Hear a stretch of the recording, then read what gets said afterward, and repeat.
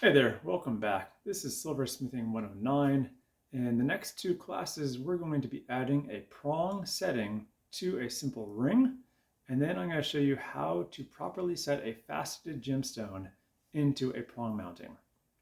I'm also going to be talking about some of the anatomy of a ring and the different types of prong mountings to help make sure that we're all on the same page, so stay tuned.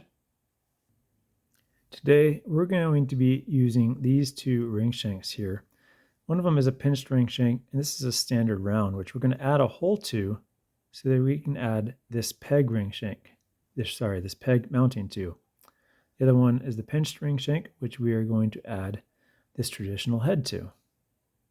So let's go ahead and drill a hole in this ring shank so we can add our mounting. Now I've got the ring shank clamped down here in my vise, and I'm going to use this pair of scribes here to find the center of the ring shank. So I'm just going to make a mark here and here and compare where the two marks line up. Let's see if we can zoom in a little bit. All right, here we can see my two marks here. And this really helps me to pinpoint the exact location because I'm simply going to center my drill bit between these two marks right here. Now, drilling on a domed surface is very difficult, so what I'm going to do is I'm going to take a small punch here, which is just a worn out burr. I'm going to position it right where I want to drill here and give it a light tap. This gives me a great place to go ahead and start my drill bit. Now I'm going to start out with a fairly small drill bit here. 1 millimeter will be perfectly adequate. I don't want to go larger than my prong setting here. Here is the tip of the peg and my drill. So I'm still smaller than the actual peg here. And I use that punch there to just go ahead and get the drill started.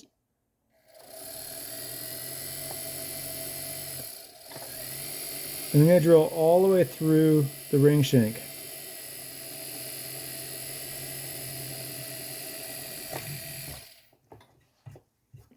Okay. Now that we've done that, we can come over and take a look here. I need to go up in the size because this obviously is a square peg round hole. So the round hole is going to need to be at least as big as the size of the square. So I'm going to go up to a 1.3 millimeter drill bit and just re-drill out the hole.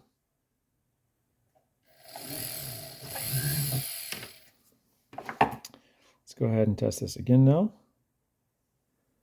Still not quite there yet.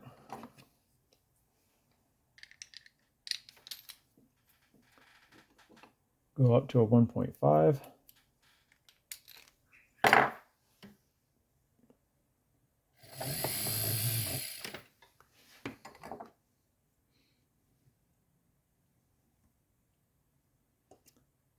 .5 is getting really close.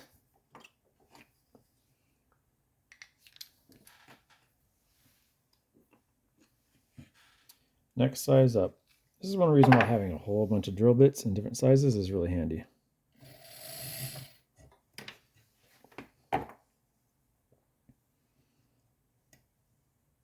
Okay, at this point, we're really close. So what I think I want to do here is, there we go. You can kind of force it in. And if you have a really snug fit, that's great, because now I can take this out of the vise here and it doesn't fall out. I can also rotate it to whatever position I want and it just stays there. So I can make a decision now. Do I want this to be orientated in a vertical fashion, like so, or do I want a more classic look here, like this? I think I'm going to go with it like this. All right, in addition to different types of heads, there are also different types of ring shanks. And you can make these ring shanks yourself. I'm going to have some pictures up here on the side of the screen, or you can buy them pre-made. And this is one thing that makes certain head combinations and ring shank combinations really popular, is because a lot of jewelry stores will simply buy a load of ring shanks and heads and mix and match them all together. I really don't like to do that because I like to produce pieces that are all really one of a kind and bespoke, but it is an option. And it's a great way to learn how to start piecing together components and give you ideas for things you might want to make. So one of the more popular types of ring shank is called a cathedral shank. This type of ring shank has these bands that arch upwards as they approach the stone. And oftentimes this might be paired with a hole to accommodate a peg head. The other type of ring shank is called a pinched ring shank. Now, a pinched ring shank is going to pinch inwards and then have a slight gap there where you can fit in a standard prong mounting. Now, even though this ring is for demonstration purposes only, I don't really like the aesthetics of the way this prong mounting sits so high up on this ring shank. So I'm going to carve this out a little bit more so that it can sit a little lower in the ring.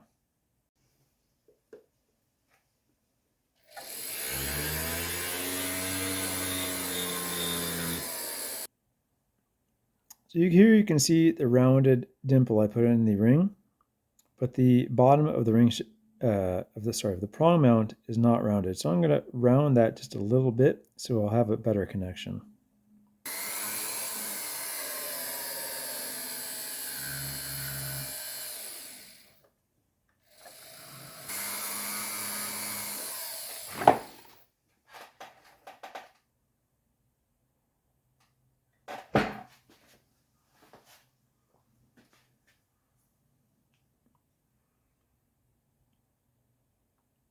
Here you can see now I've got a much better connection. And once the solder's in there, this whole joint will pretty much disappear. So let's go ahead and solder it now. Okay, so I have my ring set here and I simply have it balanced on this charcoal block on the prongs.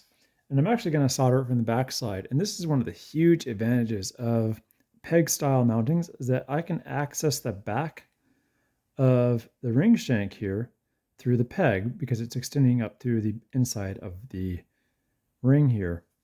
So I'm going to put my flux right there and it's actually going to seep right into that hole. And this is due to capillary action. If you're familiar with that, it's the act of liquids seeping into cracks. And make sure it's on there straight, of course. You can do this also by just looking straight down on the ring shank. Next, I'm going to go ahead and get solder. Now, the solder you use is going to depend on whether or not you have any other joints in here. This ring does have a joint. And so I'm just going to go ahead and use easy solder for this. So I'll cut off a piece of solder here and simply lay that right next to the peg. Done. Now all we have to do is apply heat. The flame here.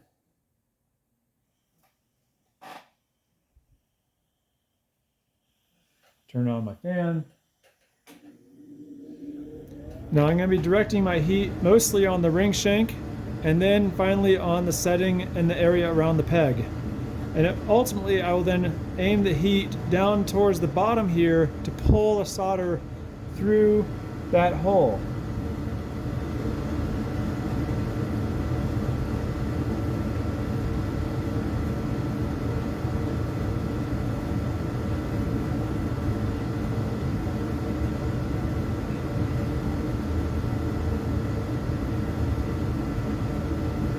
So it's melted. Now I'm heating up the shank here. And there you go. Go ahead and put this in the pickle and let it get cleaned up.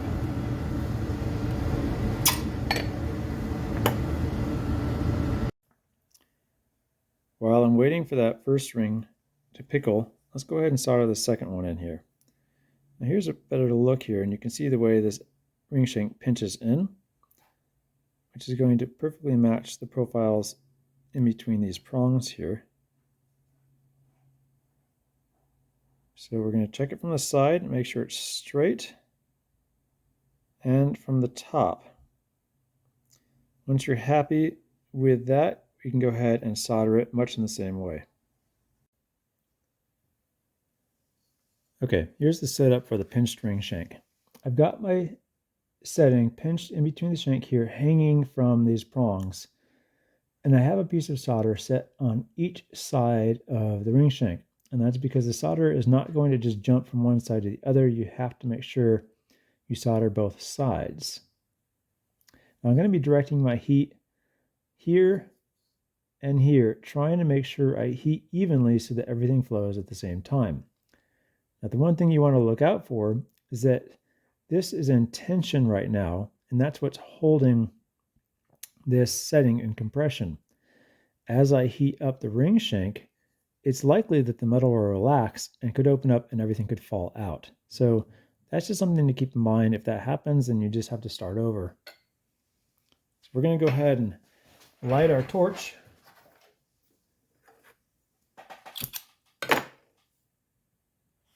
Turn on your fan.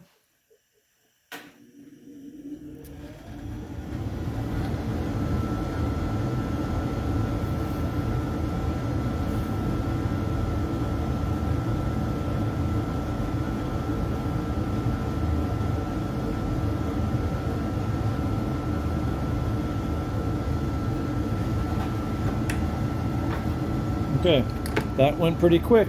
So we're going to go ahead and put that in the pickle. I usually don't bother to inspect the joints until after they've come out of the pickle. But we'll take a look at those here when they're all done.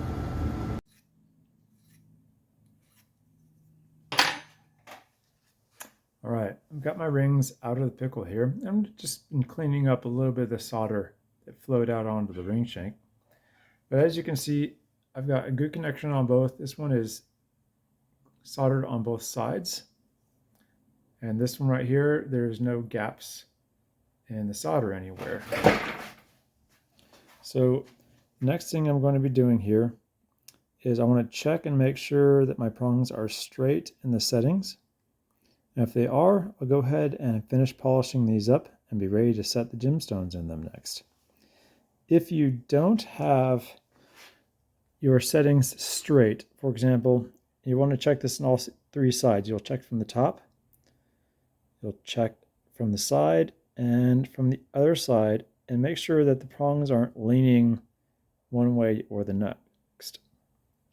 If you're not happy with the way it turned out, simply set it upside down and heat the solder, and you can pull the prongs back out and redo it. Or you may be able to simply heat the setting up, melt the solder, and simply rotate it while the solder is still liquefied, and then allow it to set up again. Now I'm going to go ahead and use a really rough wheel here, and that'll take out the peg out of the bottom of this ring shank, or the inside. I'm going to do the same on my pinched ring shank in order to remove the part of the setting that extends down into the ring.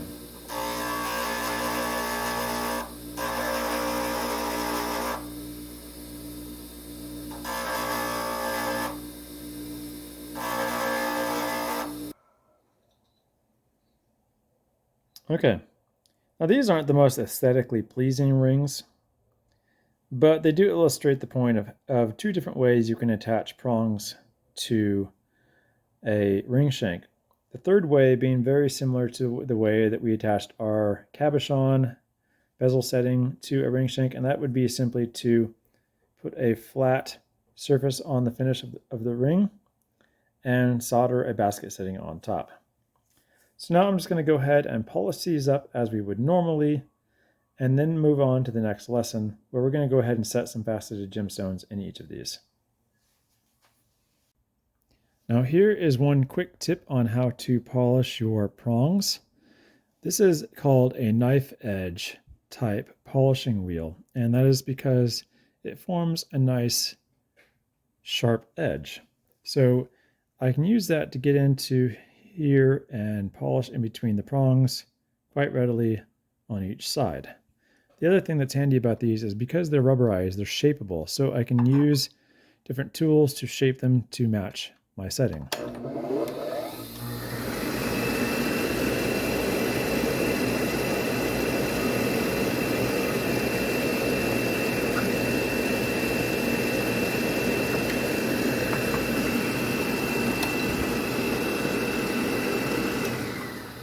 So here's the ring shank. You can see it made quick work of cleaning up the insides of these prongs here. The next wheel I like to use is one of those bristle brushes. That will get in there and clean everything up real nicely with just a little bit of bobbing compound or Tripoli.